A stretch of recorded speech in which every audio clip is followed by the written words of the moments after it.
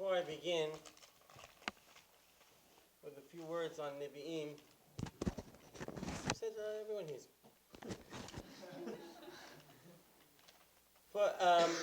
We know it says Potchim b'chvod ha'achsanya.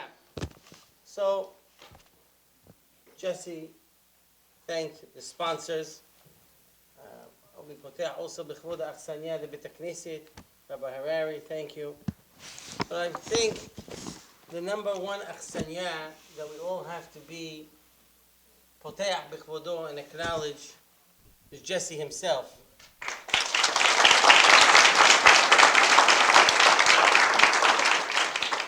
The idea, and as he mentioned, as he spoke the idea many times before he began the idea, and many of us just thought it was just going to be some passing idea, but actually his tremendous energy turned it into a reality. I would say tonight is something historical. I don't know if in the history of the 100 years of the Syrian community in Brooklyn, this many people have finished the entire Nevi'im together since in its history in America. So really we have to figure out that this is something unique, historical, and amazing. And it's true to Jesse's perseverance, but his passion, his love for Tanakh, his thirst for knowledge and yearning, it's something that I see day by day. And really, after over 25 years in teaching in the community, I could say about Jesse more than anybody else that I've had the pleasure of teaching. Mitalmidai yoter mikulam. I have learned and seen and studied from my students more than anybody else. So really, at this point, I, on behalf of everybody and on behalf of myself, want to thank Jesse for the work, his passion, his love, and his success. And may this be the beginning of many, many successful endeavors, I have no doubt. Hazak u'baruch, Jesse.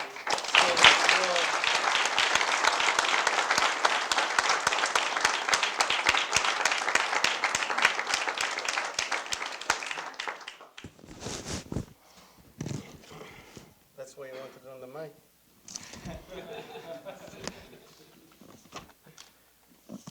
Okay. I thought to share with you a few thoughts tonight.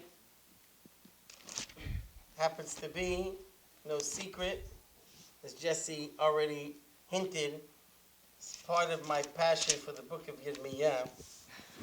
Right? Everybody just happens to identify with different personalities in Nevi'im. And somehow, I don't know why, but people think of me as somewhat identical with Yirmiyah at some level. I don't know what happens. Maybe it's because I tell everybody the doom is coming. But he was right, okay? He left last, so be careful. What I chose to talk about for a few minutes is the chapter that was the Haftarah today. We read today Yirmiyah Lamed Daled. Now Yirmiyah Lamed Daled is a unique perek because Yirmiyah talks about the people freeing the slaves. And then, after they free the slaves, they retake the slaves. And Yirmiyah is horrified. As we would imagine, any sensitive person would be horrified. The ultimate, you just picture the idea of the degradation of a slave being subjugated for his entire life. And then finally, to be freed and hope to different life. And then, only when things pass, to be retaken as a slave. That ultimate degradation and humiliation is something that we would imagine We'd incense the Nevi. But we have one problem. We'd expect that from Yeshaya. We'd expect it from Amos. We'd expect from a host of Nevi'im.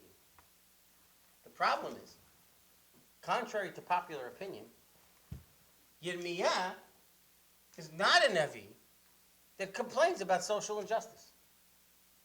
There is no other chapter in the entire book where Yirmiyah addresses social justice. Almost never does Yirmiyah even talk about Ben Adam L'Havero. Except here. So what's going on? Where does this chapter fit into the larger context of Sefer Yirmiyah? Now, there is no doubt that Yirmiyah was sensitive to these problems. But this was not the essence of the book. So we're either forced to say that this chapter is an enigma, doesn't really fit in the book, but gives us a glimpse to also something that bothered Yirmiyah. Or we could say somehow there's an idea here that's really part of the entire book, and we have to understand what's happening.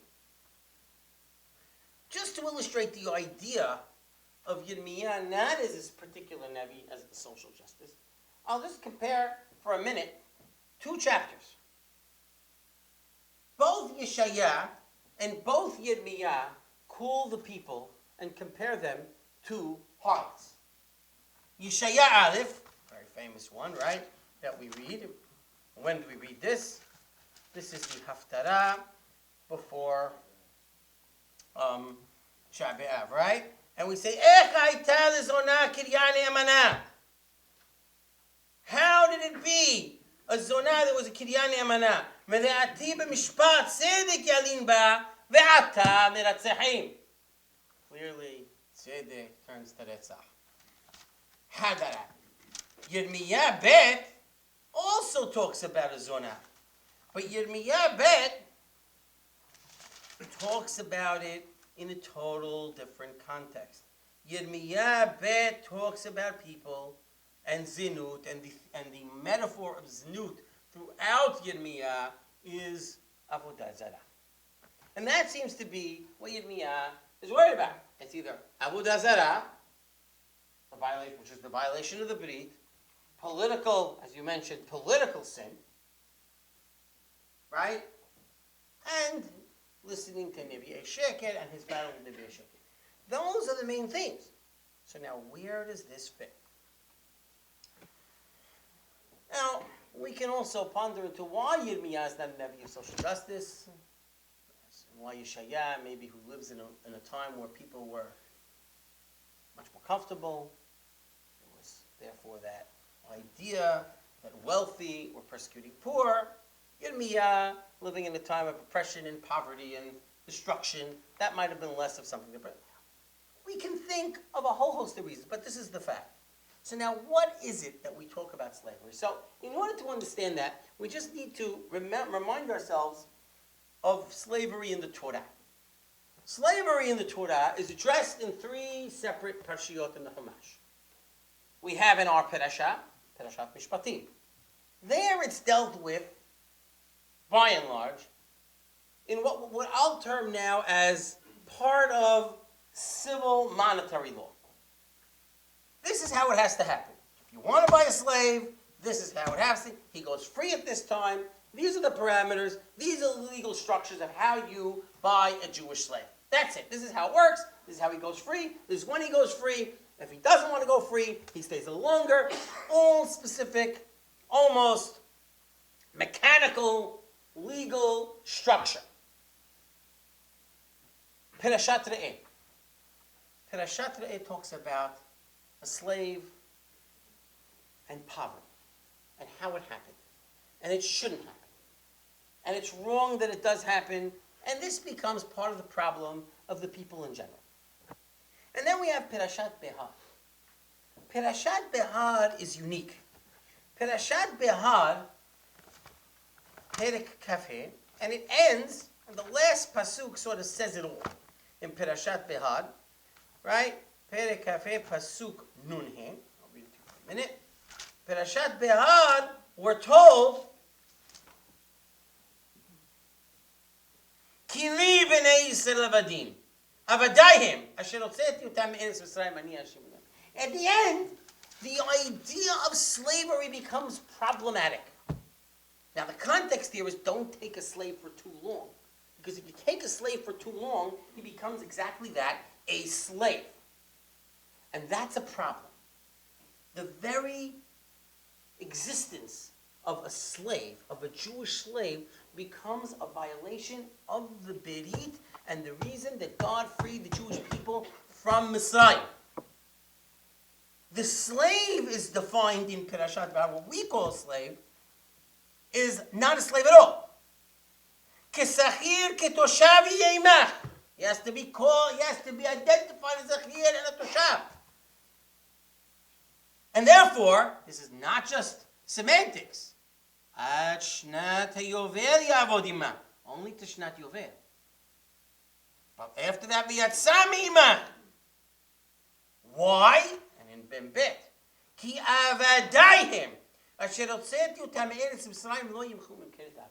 In other words, what's happening in Parashat Behar is slavery, the existence of a slave, is in itself a violation of the Berit of Yetziat Mitzrayim. It cannot be, he cannot exist as a slave. And therefore, the laws of going free at the 6 years, of going free at the Yovel, the idea of slave becoming free is crucial to his status as a free human being, and more importantly, as an Eved Hashem.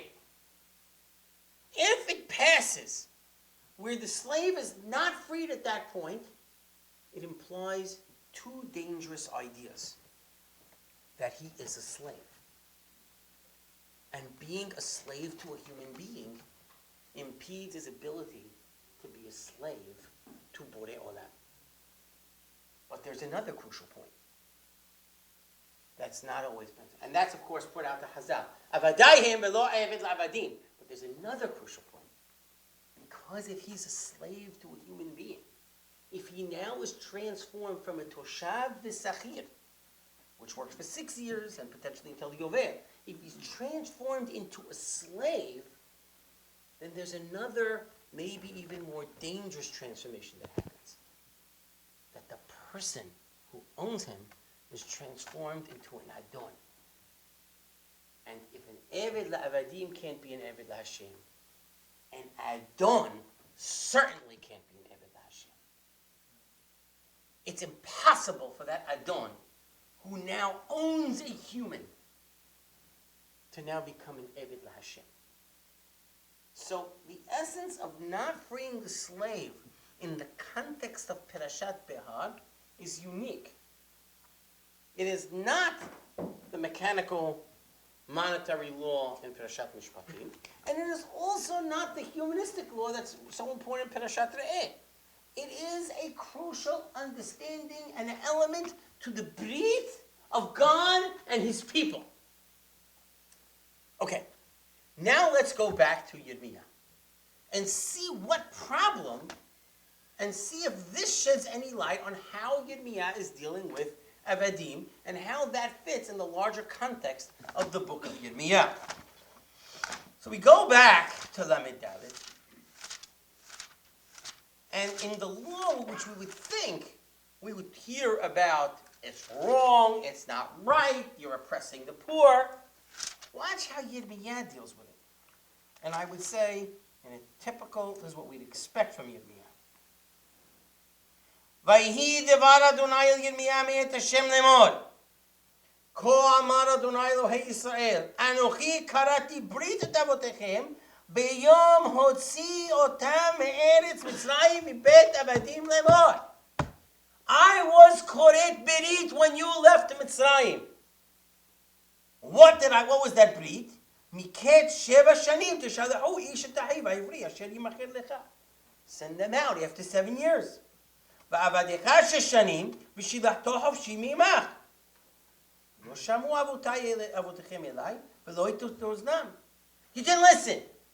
Meaning, Yirmiyah, although his very clearly referencing which perashah. He's not referencing Mishpatim. He's not referencing Re'eh. He's referencing Beha. He's referencing the Berit. He's referencing Yetziat Mitzrayim. I may not say explicitly that Avadai Lavadim, but it's clear the reference. This idea is you, by not sending them free after 7 years, are in violation of a Berit with God. You are violating the servitude to me. Now he continues. ותשובו אתם היום ותעשו את הישר בעיניי, לקרוא דירות איש לרעהו. You sent them, you did the right thing. And what was that? ותכרתו ברית לפניי בבית עד ששיקרא שמי עליי. You were correct the berit. Then what you do? ותשובו ותהללו את שמי. ותשיבו איש את עבדו ואיש את שפחתו. You were mehalel Shem Hashem. Strange. That's what it was? By taking your slaves back? This oppression? That's what you think this is called a Halil Hashem? How is that called a Halil Hashem? Now we know how it's called a Halil Hashem. אשר שילחתם חופשים לנפשם ותכבשו אותם להיות לכם לעבדים ושפחות. And then, Yirmiyah continues on the amazing punishment. Therefore, you refused לקרוא דרור איש לאחיו, הנני קורא לכם דרור. I am releasing you, meaning I am cutting off the Brit. You have violated the Brit, I'm going to cut it off. There is no, and therefore you are sent, quote unquote, free to the world. So, keeping the Eved turns him into an Eved, turns you into an Adon, violation of a Brit. I can't exist with you. And therefore, that fits perfectly into the context of what Yirmiyah is all about. The idea of Avodah Zarah, the idea of the rejection of God, and the seeking out of other things, either Avodah Zarah, or other alliances, or other sources of strength and power, or your own self-power over others. The idea simply fits perfectly with the rejection of the Brit. If we're right that this is what Yirmiyah is doing, then it really works and it flows together with this concept that's mentioned in Parashat Behar. Now you're going to ask me one question. Okay, Rabbi. Very nice. Beautiful. Got it. The rabbis just made a little mistake. They got the wrong Parashat. Why stick it in Mishpatim? This should have been put where? In Behar. Then we'd be happy. Then it would be easy. Well, that would be too easy. Now, I don't really have a good answer for this, I'm being honest. But, I'm just telling you. But, the one thing I could think of is, and this could be wrong. I think exactly what I just said. Behar is too easy. The idea of Behar, it would fit perfectly. And by the way, if it was Behar, I'd say, see, it's Behar and it's finished. But now that it isn't, what I got to do is understand that it might be for that reason. That the idea of slavery, that concept should be remembered. If it was Behar, so it would be just strengthening the idea that the Parashah is. But maybe it's possible that this idea that Yirmiyah is talking about, the Hakamim wanted you to think of it in that context from the first time slavery is mentioned in the Chumash. And maybe a new perspective. And maybe this can help us look at Haftarot. We're used to thinking that Haftarot have to fit perfectly with the Parashah. But maybe, not exactly. Maybe we could look at Haftarot as not always the perfect fit, but that complemented and add another dimension to the same idea to the Parashah. Now, I haven't done full study on Haftarot, so I don't know if that's going to work. So, Zil Gimon. That's. I have to give homework every time I get up here. So, it's possible, and it might very well be, that might be the idea. But if it is, we see an important idea. That what the Nevi'im, and this gets to the cornerstone of Yirmiyah and many of the Nevi'im. The Nevi'im are bringing through the idea accentuating the message of the Torah, that we really have to look at the berit that God has entered in, and they bring, the Navi brings to fruition this message of the Torah, and they drive it home, and they apply it in different places. We have sat and read throughout the Nevi'im, and we've seen it time and time again. I'll just give one little plug. I'm sure Rabbi Harari is going to do this later. That was a unique perspective. And part of what makes the Navi special, and maybe differentiates it a little bit from Ketubim, is that the Navi speaks on a level of Nevu'ah. Rambam in the Moreh Nevuchim says he speaks on that level of Nevu'ah. It's not Nevu'at Moshe Rabbeinu. It's not word for word God. He brings in part of his perspective. There's no doubt. Yeshaya keben Ir, Yehezkel keben Krach, Yehezkel keben Kfar. Yes. But as Yehezkel and Yirmiyah repeat, they are chained and bound to the word of God. And that's a unique perspective of the Torah. Tuvim brings a little bit different.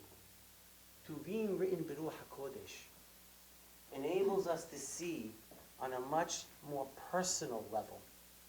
Because Ruach HaKodesh is divine inspiration. It becomes on the part of the author, on the part of the person, a much more personal interaction with these issues. So whereas we've seen Yirmiyah, Yehezkel, and Yeshaya scream in their way, but forced to say the word of God, against their will at times, and that was a special experience, we'll now focus on the wisdoms of Shlomo HaMelech, on the prayers of David, on the complaints of Iyov, on a very personal level. And that journey is equally exciting. So we want to go on that journey together. We want to experience that as well. Many of us have finished Nevi'im. Many of us have finished parts of Nevi'im. Many of us didn't read much. But nevertheless, we've all grown. It's now time to take that level of Ketubim and experience that message as well.